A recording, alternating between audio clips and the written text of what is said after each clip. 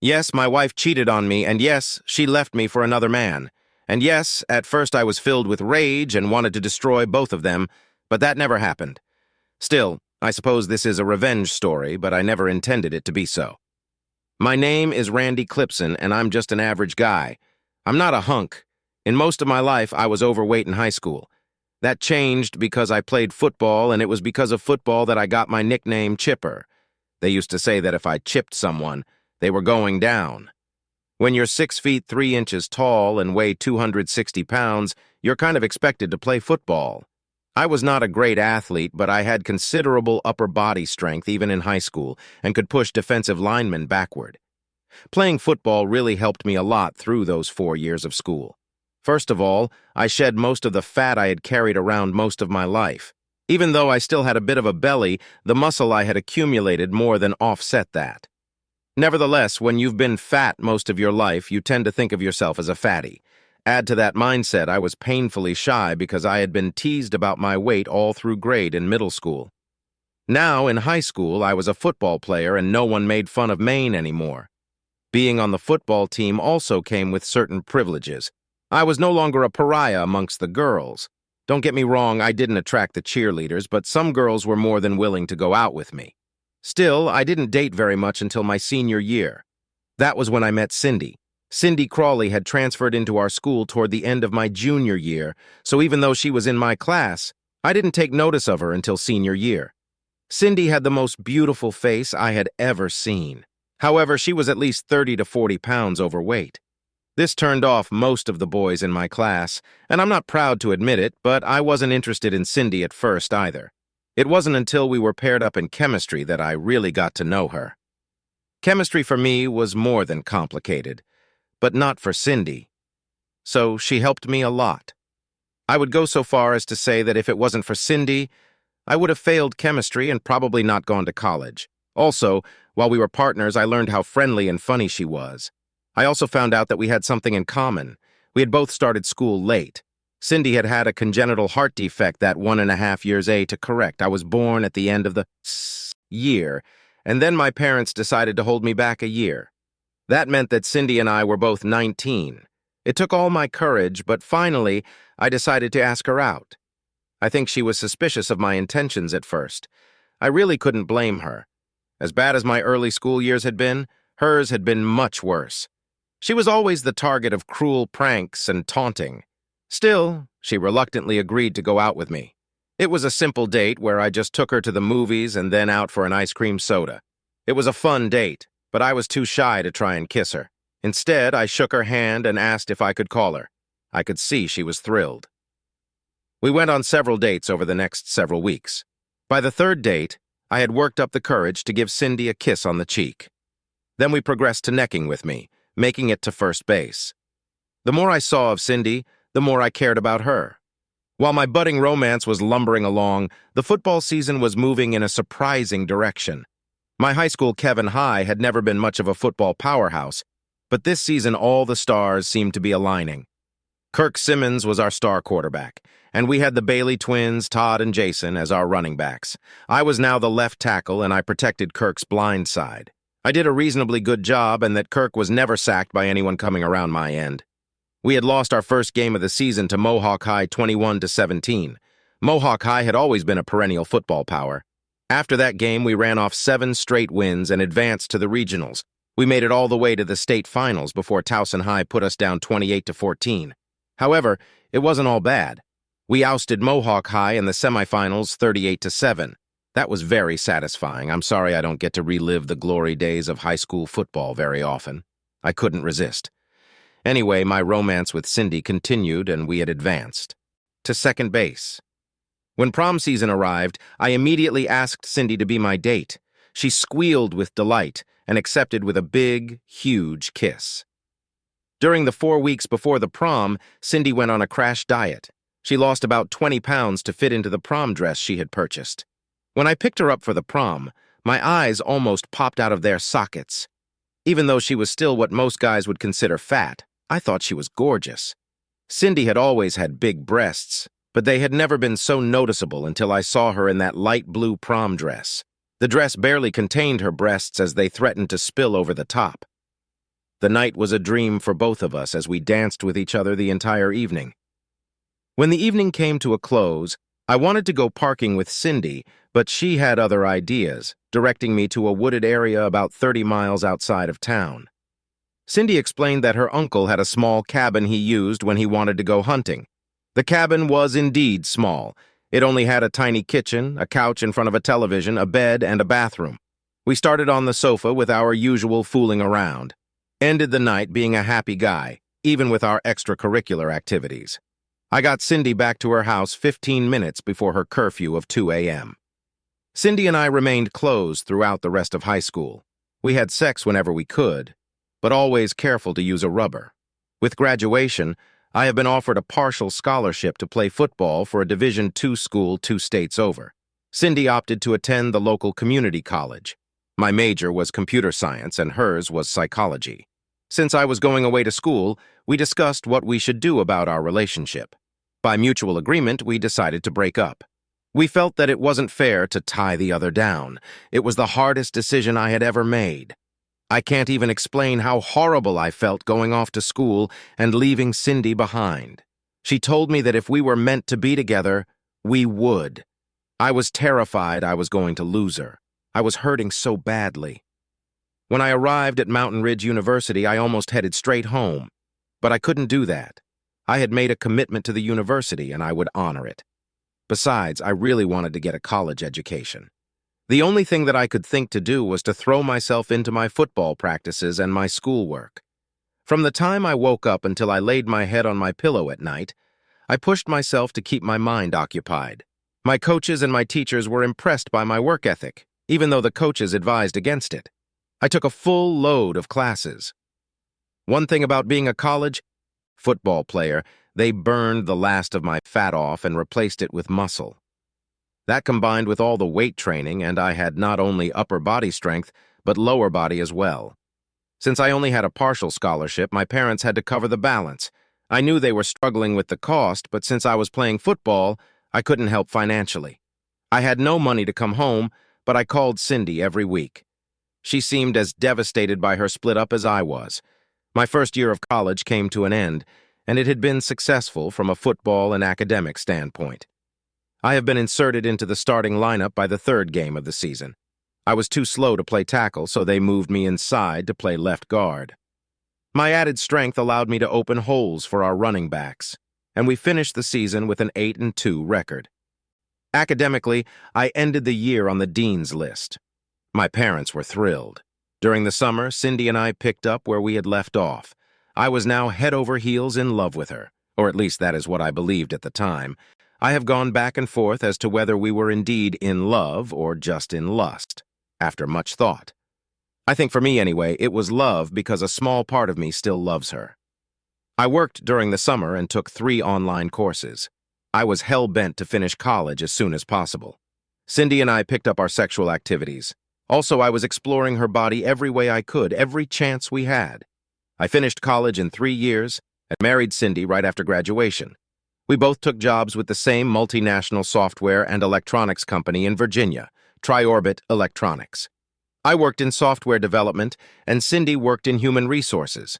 After 2 years, we had saved up enough money to buy a small house and started talking about having a family. Our first 3.5 years of marriage were great, except for one thing. We both had put on a tremendous amount of weight. Cindy had ballooned to 230 pounds, and I was topping the scales at 310 pounds.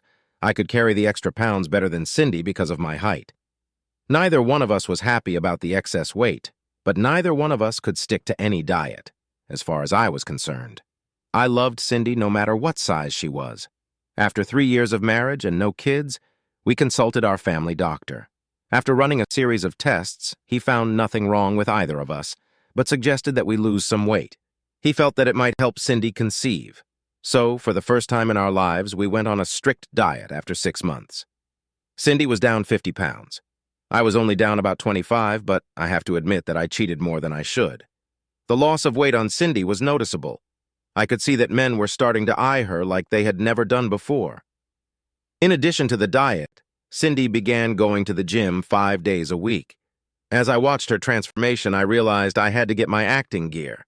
I started staying strictly on our diet and starting hitting the gym with her. At the end of 1 year of dieting, Cindy had shed 80 pounds and I had lost 90. We were both feeling really good about ourselves, but sadly our weight loss was going to bring me a broken heart. As Cindy continued to lose weight, she began dressing in more and more revealing clothing. At first I really enjoyed it, but when I started overhearing some of the comments at work, I was not pleased. But I couldn't really say anything because for her whole life, Cindy had been an ugly duckling. Now she had turned into a beautiful swan. The real problem for me was when Kirk Simmons was appointed head of human resources. He was now a senior director of the company. I was just a senior programmer. He was now 2 levels above me, and he was now Cindy's boss. At first, I didn't think anything of it. Kirk was married to Susie Looper, who had been a cheerleader in high school. I had seen her at company functions, and she was still quite attractive. I would have hardly noticed her, except that my wife asked me to dance with her while she danced with her boss. I danced with Susie a couple times at a Christmas party while Kirk danced with Cindy. I have to admit that, dancing just apart from her, I got hard. That was no big deal because still, being in my 20s, any pretty girl could elicit the same result. But one thing I was pleasantly surprised about, she was not a stuck-up snob. I didn't recognize you or Cindy when Kirk and I arrived. Susie complimented us. You guys look fabulous. I always thought Cindy had a beautiful face, but now she's a knockout. You better keep an eye on her. Thank you, that's very kind.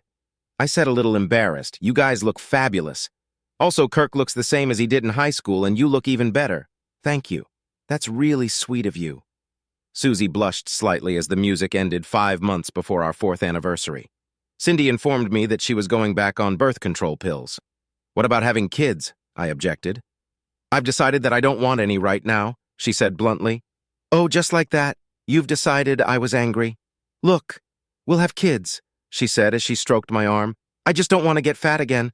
I want to enjoy being slim for a while. I should have known that there was a problem right then, but I was clueless. I trusted Cindy completely. Unfortunately, I could trust Kirk as far as I could throw a bus. Unbeknownst to me, Kirk had put on a full court press to get Cindy. She, of course, was flattered beyond belief that the former football captain of our high school team was pursuing her. I first became concerned when Cindy began working late and then going supposedly. Out with girlfriends, I was genuinely clueless about these things. But I'm not stupid. When Cindy started coming in later and later, I became suspicious. I didn't want to believe that she was cheating on me, but I couldn't ignore the signs. I hired API Company, and inside of a week, they had all the evidence I needed. They had a video of Cindy and Kirk having sex in the office. How they got that, I have no idea. They had pictures of them cuddling at dinner. They had videos of Kirk coming to my house while I was at work. And lastly, they had pictures of them having sex on our living room floor. I knew they took those through the front window of our house. Remember when I said that I couldn't really describe what it was like having sex with Cindy the first time? Well, I have no words to explain the pain that I felt finding out that my wife was cheating on me. Not only that, but she was cheating with someone who had been a friend of mine. Granted, Kirk and I were not close, but I had still considered him a friend. It hurt. Unbelievably. I still held out hope that once I confronted Cindy, she would come to her senses. I was in love with her, and I thought she was still in love with me. I took the evidence home that night and after dinner. I told Cindy we needed to talk. She looked at me curiously but sat at the kitchen table to listen. Cindy immediately turned white and then buried, her face in her hands. She started to cry and ran to the bathroom. I went and knocked on the door, but she refused to open it. I waited in the kitchen with a glass of rum. Finally, she came out and sat down at the kitchen table with her head down. What do you have to say? I said coldly. I didn't mean for it to happen, she said in a voice just above a whisper. Oh, your clothes just happened to fall off, and he accidentally stuck his dick in you. You don't have to be crude, Cindy flared. If you had paid more attention to me, this wouldn't have happened. I was taken aback, and for a second I thought that maybe I had neglected her. But then my anger flared. Don't try to turn this back on me. I've done nothing wrong. You're the one who is having an affair. You've been caught. What do you have to say for yourself? She looked nervously at me but said nothing. So what are we going to do about this? I was fighting to keep my anger under control. Do you want to be with Kirk or do you want to be with me? I love you, Randy, but I love Kirk too, she said. and started to cry again. "Well, you're going to have to choose," I said, almost biting my tongue, "and I want to know by tomorrow what it's going to be. If you want to stay with me, you are never to see Kirk again. You're going to have to quit that job, and we're going to have to go to counseling." Cindy nodded. I went into our room and pulled out all of her stuff and threw it in the hall. "You can sleep in the guest room until you make up your mind." I got home early from work the next day. The truth was that I couldn't concentrate and was less than useless. My stomach had been doing flip-flops all day. At one point during the morning, I thought I was going to lose what little breakfast I had eaten. About 6 o'clock, Cindy came in with a very nervous look on her face. I was sitting at the kitchen table as I had the previous night. She slipped into the chair opposite me. "So have you made up your mind?" I demanded. Tears began to run down her cheek. "You know that I love you, Randy, but I just can't give up Kirk. I love him." Also, I blew out a long breath to hide that my heart was breaking. "Well, you've made your choice." Cindy just nodded, which cut me worse than if someone had plunged a knife into me. My brain was about to explode. I was going back and forth at 1,000,000 miles an hour between killing them both and curling up in the corner and crying my eyes out. "You picked a real winner," I said sarcastically. "Kirk and Susie just had a baby boy. It doesn't bother you that you're going to leave that kid without a father." A tiny bit of anger flashed on Cindy's face, mixed with a little bit of shame. "Kirk was planning to divorce Susie even before we got together, so just like that, you're going to throw away almost 4 years of marriage?" I asked, as I continued struggling to hold back not only my temper, but also the tears, to be truthful. Right then, I was seriously considering beating Cindy to a pulp and then go look for Kirk to break his neck. "I'm sorry if I've hurt you, Randy," she said softly with tenderness in her voice. "I didn't intend for that to happen. I just fell so in love with Kirk, and he's in love with me. I have to be with him." My hands twitch with an unbelievable urge to break her neck at that moment, but I knew I had to hold it together. It took all of my powers of self-control to do it, but I finally did. Somewhere deep in the logical part of my brain, I knew there was nothing to be gained by physical violence. I didn't want her to know how deeply she had hurt me, and there was no way that I was going to beg her to stay. I think that is probably the worst thing that any cheated-on husband can do. It is just a sign of total weakness. "Okay," I said simply, "if you want a divorce, you've got it." A look of confusion filled her eyes, and maybe I imagined it, but also a little hurt. Perhaps she thought I was going to fight to keep her, but I knew in my heart that if she had made up her mind to leave me, there was nothing I could do or say to stop her. Cindy was utterly taken aback by my behavior, but got up and began packing up her stuff. The next day, I went to the bank and our financial advisor. I explained what was happening and withdrew half of the funds in each account. I then opened separate accounts with my name only. I canceled all our credit cards and applied for new ones in my name only. I stopped by a realtor friend of mine and listed our house for sale. Finally, I visited a divorce lawyer with a lot of hatred in my heart. I made sure that Cindy was served at work.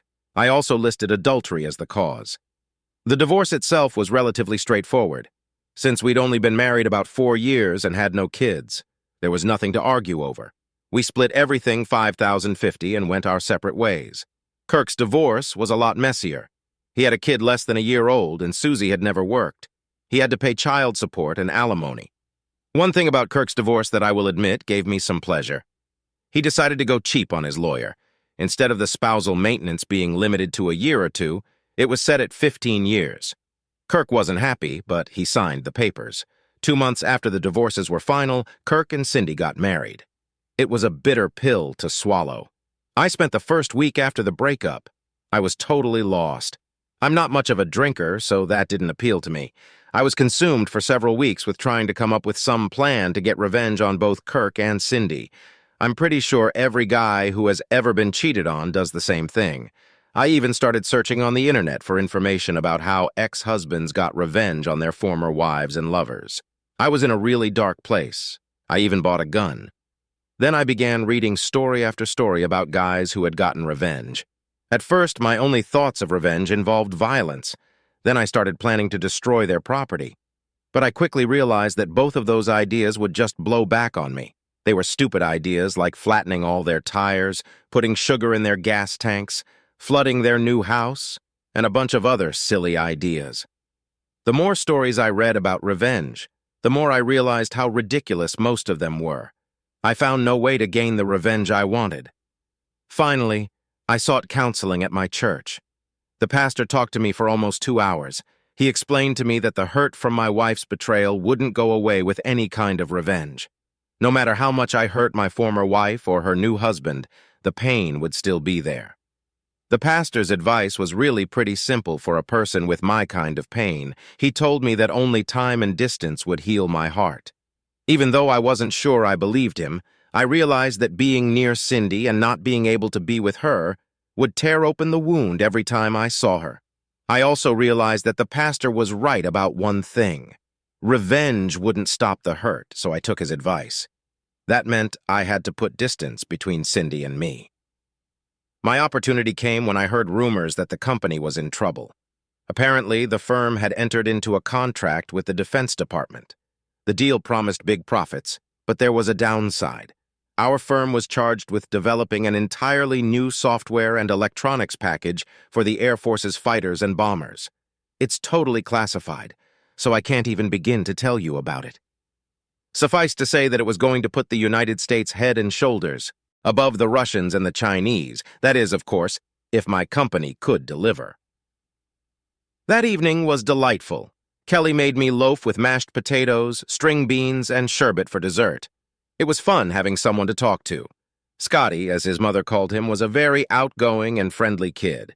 I discovered that he was a Tampa Bay Buccaneers fan like I was. We had fun talking about the team and their prospects for the coming season. I was a real fan and also a season ticket holder. In fact, I had 4 season tickets on the 50-yard line. The company paid for them because I would take prospective customers to the games. When I didn't have any customers, I'd invite my buddies. And if I couldn't find anyone at all to go with me, I'd go by myself. I'd give the other 3 tickets away, usually to people who were trying to buy from a scalper. I wish I could go to a game someday, Scotty said wistfully. I can make that happen, I said impulsively. As soon as the words were out of my mouth, I realized that I had overstepped my bounds and quickly tried to fix it. That is, of course, if your mother will approve of it. Scotty looked over at his mother with imploring eyes. All she said is we'll discuss it at the end of the evening. I apologized. I'm sorry about the offer for the Tampa Bay Buccaneers. It was out of my mouth before I realized what I was saying. But just so you know, I have 4 season tickets to all the Bucs' home games and a ton of frequent flyer miles. If you wouldn't mind him going to a game with me, I'd be thrilled to take him. She stood there looking at me with piercing eyes. It was then that it hit me that I'd made another faux pas. I immediately tried to correct that one, only to create yet another. The invitation applies to you also.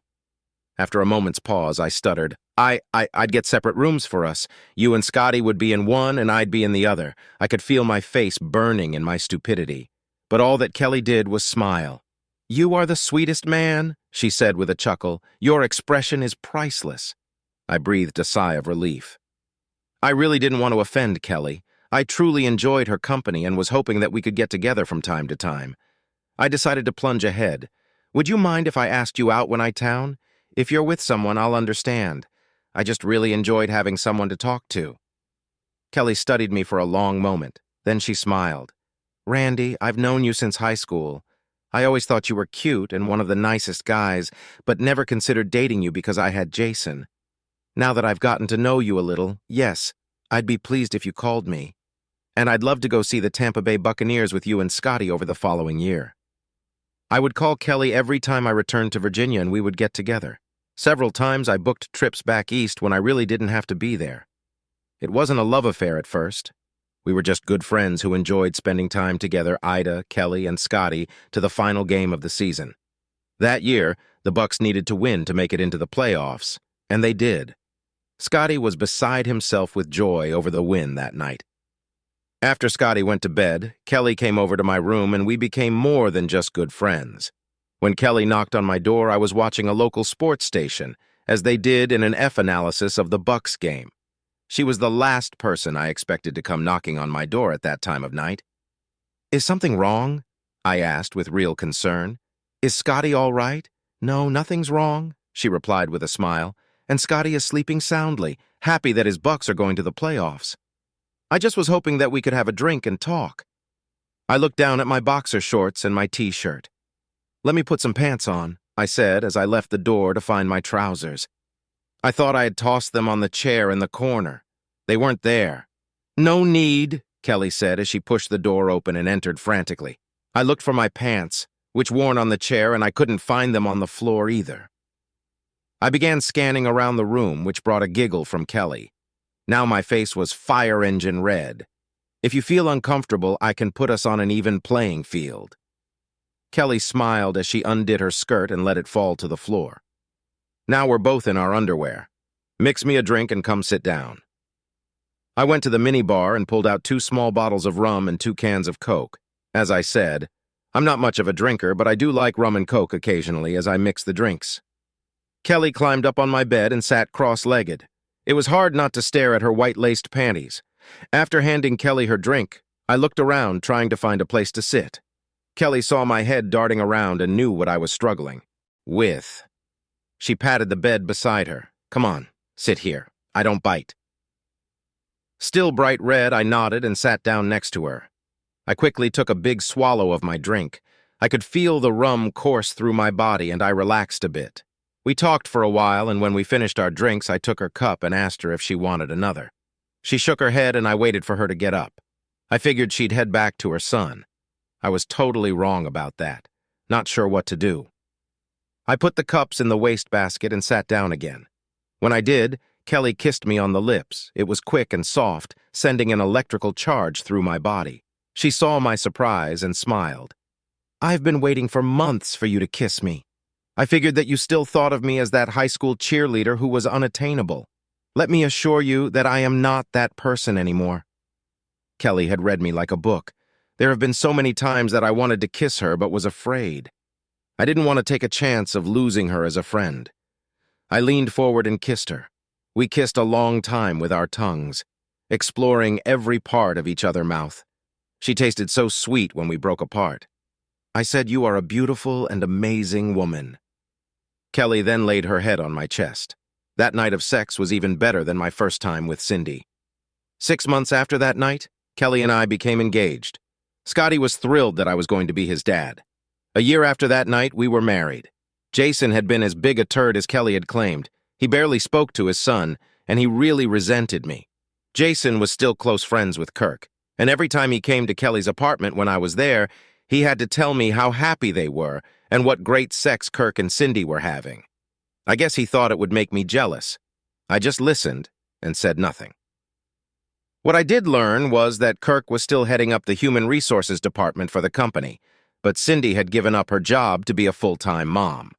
I was a little surprised to learn that Kirk and Cindy had 3 kids now, but it no longer bothered me at all. A spotlight was suddenly shining on me, and loud applause broke out from all around the room. Kelly pulled me to her and gave me a long, passionate kiss. When the commotion ended and the party returned to normal, I turned to where Cindy, Kirk, Jason, and his date were standing. I didn't know what to say to them. Jason seemed pissed, and jealousy filled Kirk's face. However, when I glanced at Cindy, there was a look of sadness and loss. I didn't know what to do or what to say, but Kelly did. "Kirk, Cindy, Jason, it's wonderful to see you," she said as she hugged each one. Then she turned to Kathy and shook her hand. "It's a pleasure to meet you, Kathy." I took my lead from my wife. I shook Kirk, Jason, and Kathy's hands and gave Cindy a small hawk. We chatted for a bit, and the music started to play in a total surprise. Kelly said, "Randy, why don't you have a dance with Cindy and I'll have a dance with my ex-husband, Kathy? Why don't you and Kirk have a dance?" Also, I looked questioningly at Kelly, but she just smiled knowingly. So I danced with Cindy. "How have you and Kirk been doing?" I asked because I couldn't think of anything else to say. "Not particularly." "Well," she answered, "I think we're headed for a divorce. I'm pretty sure Kirk has been cheating on me." "I'm really sorry to hear that," I replied. "Are you really Randy?"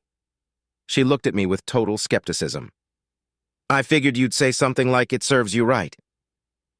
"I would never say that," I said, shocked at first by the comment. But then I realized there had been a time when I probably would have said something like that.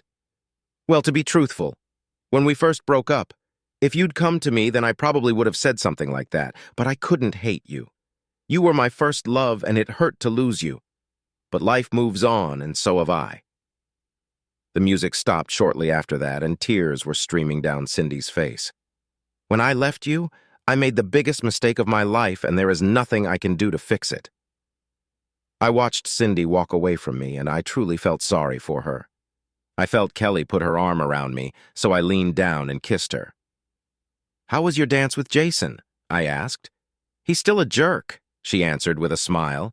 "He actually tried to put the moves on me. He told me that he's ready to settle down and he'd be more than happy to take me back.